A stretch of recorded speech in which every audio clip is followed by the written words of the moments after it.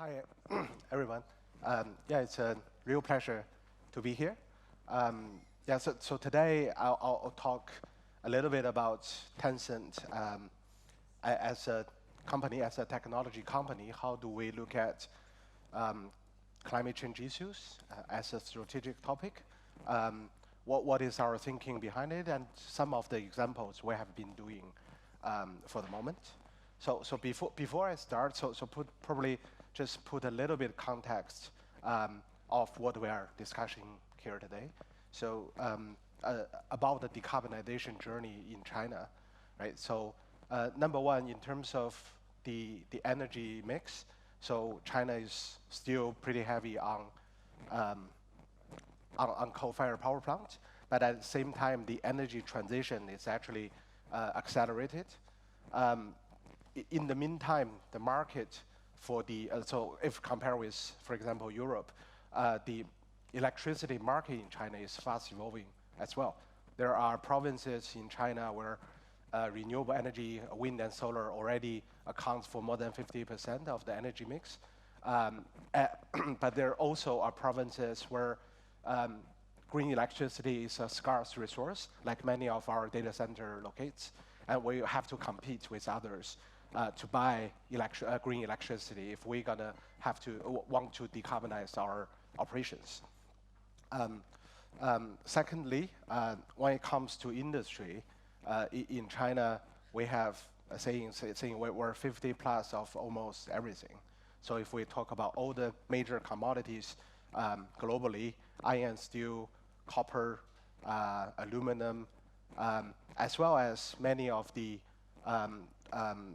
clean technology like solar panel and wind turbines, China is almost 50% plus of all the industries. China have 55% of global iron production, 60% of cement, almost 70% of aluminum, and when it comes to solar, I believe it's 70 plus percent, batteries more than 70%, and wind probably 60%. So in that sense, the scale of the industry is really huge. And how do we decarbonize the industries for the heavy industries while accelerate the development of the clean industries? It is a really fascinating topic because geologically, in terms of business, in terms of policies, they're moving towards different directions. There are risks and associated lots of opportunities that need to be solved. And as a technology company, we are navigating where we can actually find our role to help accelerate the process, but also finding business opportunities when we go along, right? Thirdly, when it comes to consumers, China has one of the largest consumer market. In the one sense, the demand is really growing. Take agricultural product as an example. China, I believe, have one of the highest productive agriculture system when it comes to producing grains like wheat, rice, right? But at the same time, China also consumes more than like the world's largest fertilizers in terms of consumption per acre, right? And most of the fertilizer in China are produced through coal-to-chemical process, right? How do we sustain a good, productive agricultural system while decarbonize the fertilizer and also associated nitrate oxides emissions and some of the methane emissions from the, for example, the rice production? It's also a big topic. So in that sense, I think for China, the scale of the problem is often really huge. But in the meantime, as a developing country, we still want to develop, right, to improve the livelihood of everybody. So in that sense, how do we really decouple the growth from carbon emissions? That's one of the key topic, like lies behind everything China is doing in climate change. So at Tencent, as a technology company, we have social network, we have gaming, we have cloud services. How do we leverage our capabilities to help accelerate that process? It is what we are thinking. And that's why we take climate change as a strategic issue. So if I quickly, like in 1 minute, explain what we're doing and the thought behind it is, on one side, we're trying to decarbonize ourselves to provide green computing power to the industry, right? So we committed last year that we're going to be carbon neutral across our scope 1, 2, and 3 emissions by 2030. But in that sense, we think it is the least we can do. We think this is only maybe 1/3 or even less of a problem or responsibility for us, simply because as the nature of our sector, most of our emissions coming from the data center, the electricity consumption of our data center and buildings, and in absolute terms, our emission is relatively small compared with all the other heavy industries, right? So that's why we think the other 2/3 of what we can contribute is how do we engage externally, leverage our capabilities, work together with our partners to help decarbonize China and the world. And we think there are 3 things we can do. Number one, on the industries, how can we leverage digital capabilities to have the industry decarbonize? Number 2, in the consumer internet space, how do we promote a low carbon, greener lifestyle among consumers, especially young consumers, so that from the demand side, we can help to push the agenda forward. And lastly, because climate change really requires a lot of technology that is either too costly or premature today, so how can we help to accelerate the technology development and the innovation in China and globally? So that's how we think about how we can engage externally and help on the climate change issues. And we, as a company, really take it seriously, and that's why we created a new business unit, what we call sustainable social value. So I come from the newly created department. I'm responsible for all the carbon-related work in Tencent. So today I'll just very quickly give some examples of how we, what we are doing at the moment, right? So what we look at, as I explained, basically we have 2 axes. On one axis is what are the key issues if we're going to solve climate change from a business perspective. On the other side is what kind of digital technology and capability, what do we have to solve it. And then the intersection of each of those is kind of a thing where we're trying to do.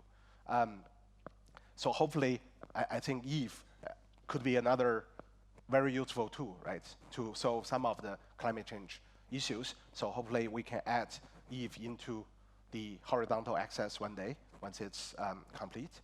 So that's how we look at, as a technology company, how we look at digital for sustainability. So I'll just introduce 4 examples, right? Number one, in terms of, so Tencent have one of the largest social network capabilities globally. And then when we look at climate startup area, like a 2 business area, we found that it is nowhere near as active and as transparent when we compare with consumer internet, right? In consumer internet, data is easily captured, and then data is abundant, it is accurate, and most of the consumers know how to leverage data. But when it comes to climate change, because of it's highly technical, and there are a lot of startups looking for investors, a lot of startups looking for where they can apply their technology to push forward. And equally, there are investors looking for new startups, and equally, there are big corporations like heavy industries looking for the best low-carbon solutions. But because of the activity level and transparency is nowhere near the consumer internet, and actually there are a lot of intransparency in the process. So that's why we developed what we call Tan Life. Tan means carbon in Chinese, so it's basically a carbon life platform. So what we are trying to do, so we have a resource planet platform where anyone can actually publicize their resources requirements in that platform. For example, Tencent, we recently announced what we call Carbon X program, focusing on CCUS technologies. We launch it in the platform, saying what we are looking for, what kind of project is eligible, and in 3 months' time, we received more than almost 300 entries. So we're now in the process of evaluating the process, and in the meantime, we created this open source platform that everybody can do the same.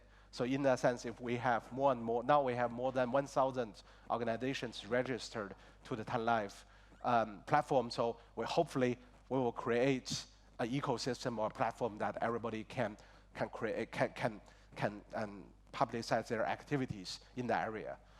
In the meantime, we also found there are a lot of critical informations that are not easily available for everybody. For example, what is the emission factor of different kind of things? So we created what we call the tool lab, which we put all the public domain information in logical order in that tool lab. So if I am a small and medium-sized company is trying to export to Europe, and I receive from my supply chain that my customer require my ecological footprint, then you can go to the tool lab to look at relevant information, and you can calculate yourself. Instead, at the moment, you probably have to hire a rather expensive consultant to do that service for you, which we don't think is that necessary in some of the small and medium-sized enterprises, because the emission related to their business is rather simple. If you have your electricity invoice, your water invoice, and your natural gas and diesel invoice every month, you can pretty much calculate your carbon footprint for your organization. It could be done in a really low cost and easy manner.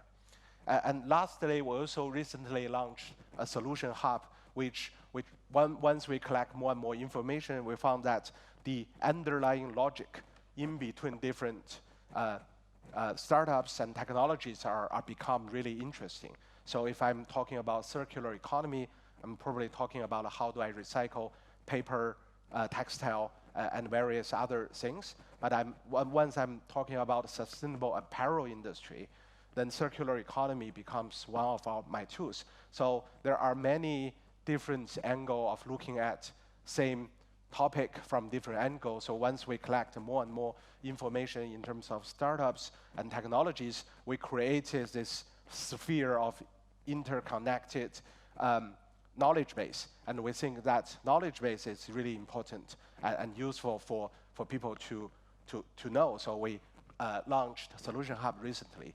So underlying all of this is actually our social networking capabilities. How do we create one account so you can log into all the account of our collaborators? How do you actually create a user-friendly experience so that the Live platform is really easier to use? We actually got the idea from a Germany NGO called Climate Kick.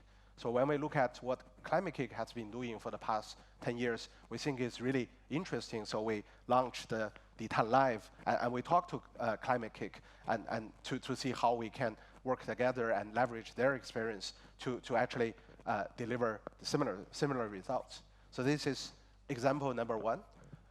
Example number two, we go to a little bit technical, as very into the heavy industries. So when we talk about what digital capabilities we have, we say, okay, we have all sort of machine learning and AI technologies. Can we leverage that into some of the industry use cases? And we found we collaborate in one of the short process steel making players in China. They have an electric arc furnace to melt the steel.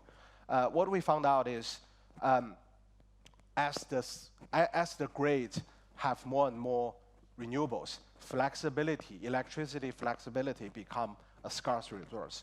And we try to find where are the cheapest resource of flexibility in the whole grid system. We think it lies in some of them in a steel plant like this. Because if you imagine the EAF, it contains 100 tons of liquid metal, which virtually means you're storing 50,000 kilowatt hour of electricity in the physical form in that pot of stew.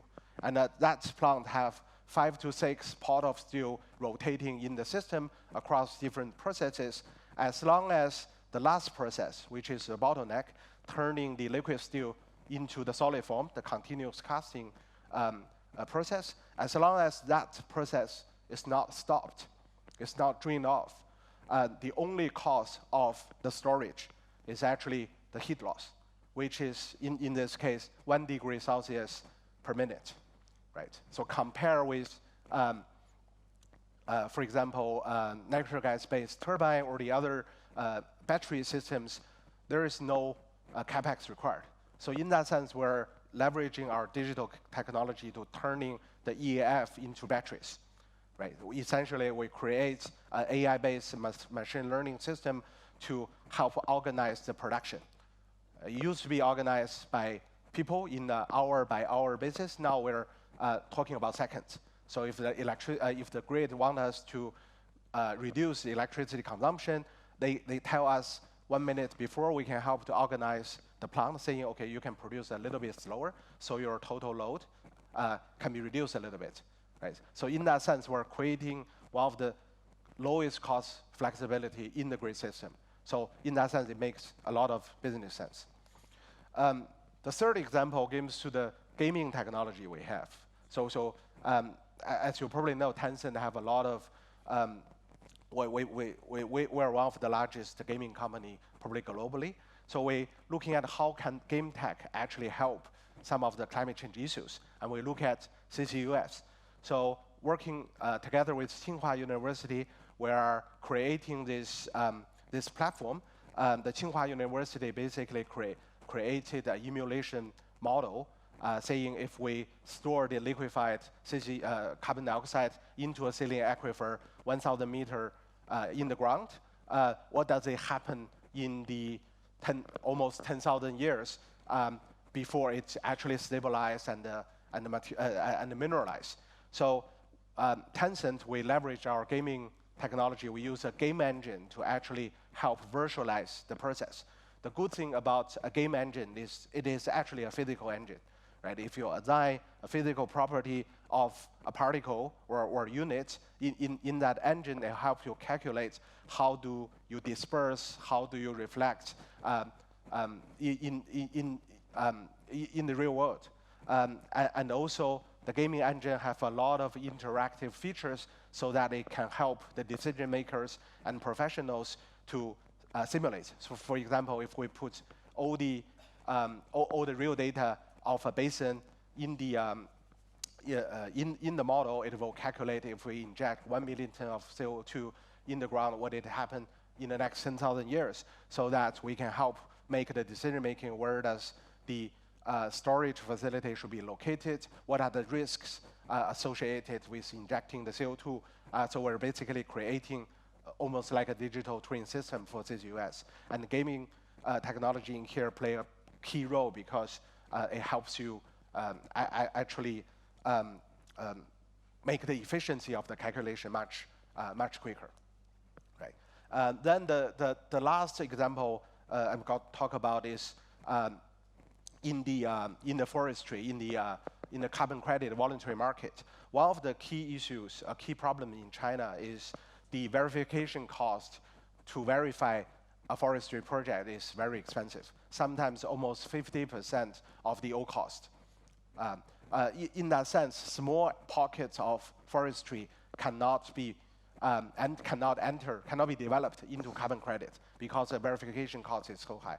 So working together with academic institutions in this area, we're using LiDAR, like playing drones carry the LiDAR to scan the top, the canopy of the trees, and then using machine learning algorithm to see what kind of trees are. It's based on the canopy, what's the height, length, and the width of certain tree. And if we compare data year by year, how does the tree grows and how much more carbon are captured in the system?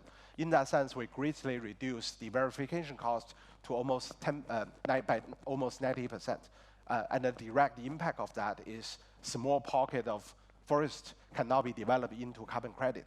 It not only supports the livelihood of local people, it also helps the policymakers see how much carbon sink are realistically available in the country, right? So these are just some of the examples we're working on. We're hopefully to build more and more of these use cases, and ultimately looking at how can digital technologies help almost everything in terms of decarbonization.